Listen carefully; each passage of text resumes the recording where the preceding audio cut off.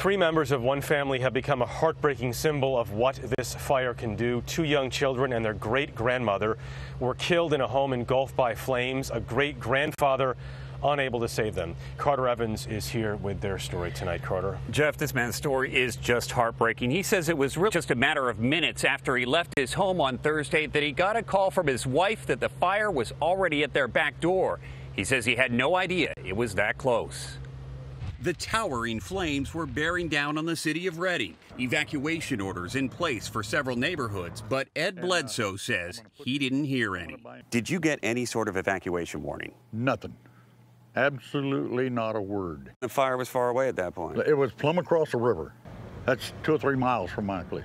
Bledsoe's wife, Melody, was there with their great-grandchildren, 5-year-old James and 4-year-old Emily. Ed said he needed to run a quick errand. They wanted to go with me. I wouldn't take them with me because I didn't have air conditioning in my damn truck.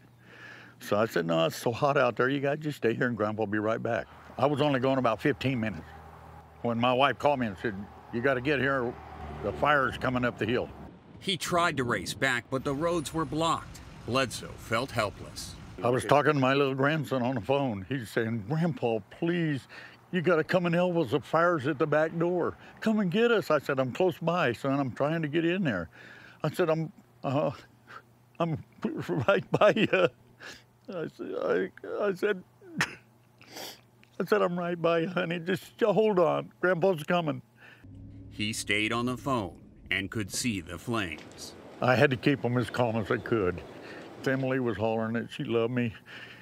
She's saying, tell Grandpa I love him. And then my wife was saying, tell Grandpa I love him with all my heart. My wife wrapped him up in wet blankets, got over the top of him, and we laid there until the fire took him. The hardest thing to accept, he says, is not to have been there.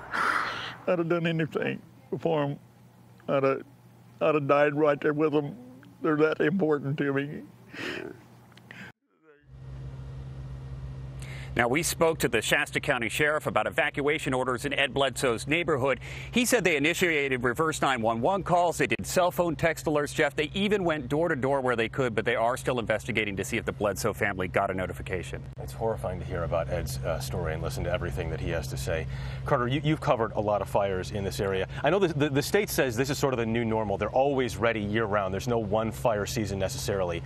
Talk about where Reading sits and what this fire has done. You know, I think if you talk to any firefighter right now, they'll tell you there is no fire season in California anymore. Fire season is a year-round event here, and the fires are getting more intense every year. That's what firefighters are telling me, and I've covered fires for many, many years, and I'll tell you, this one is one of the worst I've seen. That fire tornado and the way it jumped. Incredible. All right, Carter Evans, thank you.